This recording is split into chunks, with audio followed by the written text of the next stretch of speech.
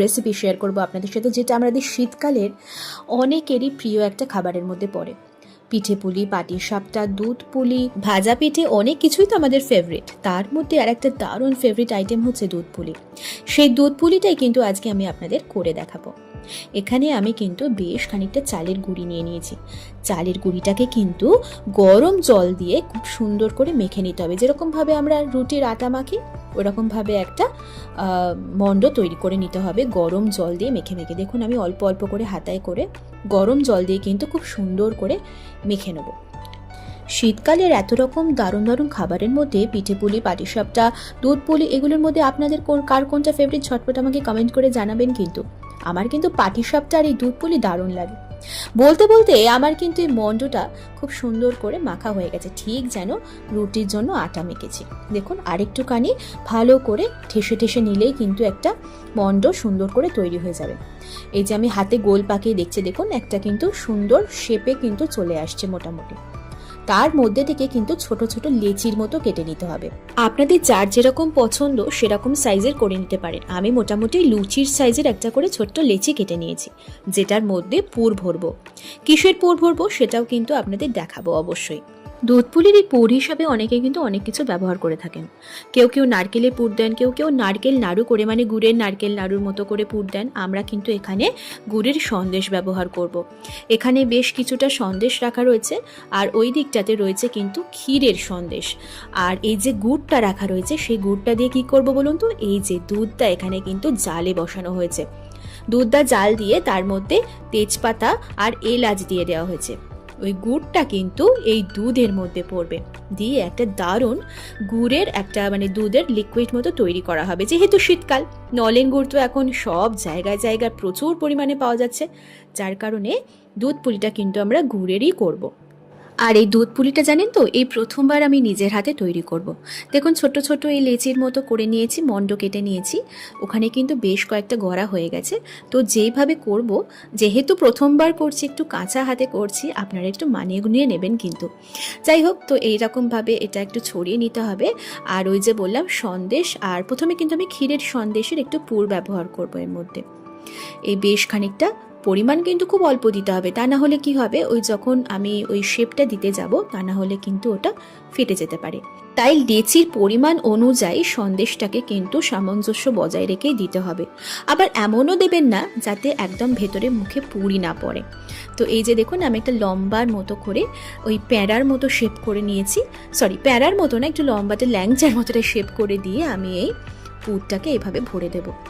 ছোটবেলায় দেখতাম ঠাকুমা অনেক রকমের শেপে কিন্তু এই পুলি বানাতো, বিভিন্ন রকমের পাখি, হাঁস, আবার নানান রকমের শেপের। ওইগুলো না দেখতে ভারী মজার লাগতো জানেন। যাই হোক, আজকেও কিন্তু আমি একটা হাঁস বানাবো, একটু পরেই বানাবো, আপনারা আস্তে আস্তে দেখতে থাকুন। যেহেতু আমরা বাড়িতে অনেকজন, তাই বেশ খানিকটা মণ্ড তৈরি করা হয়েছিল। এবার আস্তে আস্তে লেচি কেটে কেটে অনেক কটা পুলি এভাবে দুধ পুলির জন্য আমরা রেডি করে নেবো একটা একটা করে। এখানে কিন্তু আমার শাশুড়ি মাও করছেন।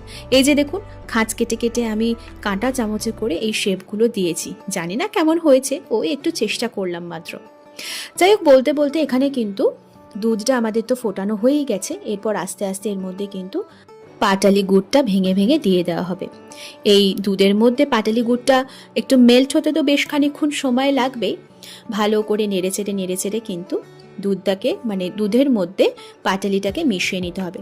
দুধের মধ্যে পাটালিটা যতক্ষণ মেল্ট হচ্ছে, অদ্ভুতভাবে একটা সুন্দর কালারে কিন্তু ট্রান্সফরমেশন দেখতে পাওয়া যাবে। সেটা একটু পরে আপনাদের দেখাবো। বলতে বলতে এখানে কিন্তু আমাদের অনেক কটা পুলি পিঠে গড়া কিন্তু একেবারে রেডি। ওই যে দূরে হাঁসটা দেখতে পাচ্ছেন, ওটা কিন্তু করেছি আমি। পাটালিটা একেবারে দুধে যখন পুরোপুরি মেল্ট হয়ে যাবে, মানে মিশে যাবে, কালারটা খুব সুন্দর করে চেঞ্জ হয়ে যাওয়ার পরও এই যে দেখুন, দেখছেন কি সুন্দর কালারটা চেঞ্জ হয়ে গেছে। হালকা একটা অফ হোয়াইট মানে একটা ঘিয়ে ঘিয়ে কালার চলে এসেছে কিন্তু, যেহেতু পাটালিটা দুধের মধ্যে মিশে গেছে। আর দুধটা কিন্তু খুব সুন্দর করে ফুটছিল। এইখানে কিন্তু বেশ খানিকটা দলা পরে আমাদের আর মানে খানিকটা মিক্সড করা হয়েছিল, যেহেতু একটু মিষ্টিটা টেস্ট করে একটু কম লাগছিল। দুধটা কিন্তু একদম ভালো করে বলক বা ফুটে গেছে, দেখুন টকবক টকবক করে ফুটছে। এই অবস্থাতে কিন্তু এবার আস্তে আস্তে এর মধ্যে পুলিগুলোকে একটা একটা করে ছেড়ে দেওয়া হবে। এই যে খুব সাবধানে কিন্তু ছাড়তে হবে, তা না হলে কিন্তু ভেঙে যাওয়ার চান্স আছে। কিছু কিছু ডিজাইন করেছিলাম, কিছু কিছু নর্মালভাবেই করেছিলাম। আস্তে আস্তে একটা একটা করেই কিন্তু পুলিগুলোকে এর মধ্যে দিতে হবে, সব একসাথে কিন্তু একেবারেই দেওয়া চলবে না। এইবারে কিন্তু হাঁস চলে গেছে তার নিজস্ব জায়গায়, মানে ওই জলে আর কি, সরি দুধে, জোকসাপাট। এই বলতে বলতে কিন্তু সব কটা পুলি আমরা কড়াইতে দুধের মধ্যে দিয়ে দিয়েছি। দুধটা যেহেতু খুব গাঢ়, আর যদি আপনারা একটু গাঢ় আর একটু চান, তার মধ্যে কিন্তু একটু আমল স্প্রেও কিন্তু মিশিয়ে দিতে পারেন। সেক্ষেত্রে কিন্তু দুধটা একেবারে ক্ষীর গাঢ় গাঢ় হয়ে যাবে। দেখুন এখানে যেমন গাঢ় গাঢ় দুধটা দেখতে পাওয়া যাচ্ছে, ওপরে কিন্তু একটা স্বরের প্রলেপও রয়েছে। এইবার আস্তে আস্তে কিন্তু আপনাদের নেড়ে চেড়ে দেখাবো। খুব হালকা হাতে কিন্তু খুন্তি দিয়ে নাড়াচাড়া করতে হবে। ওই যে বললাম, বেশি জোরে নাড়াচাড়া করতে গেলে কিন্তু ভেঙে যাওয়ার চান্স আছে, যদিও সেটা ওই চালের গুঁড়ির মণ্ডটার তৈরি করার উপর ডিপেন্ড করবে।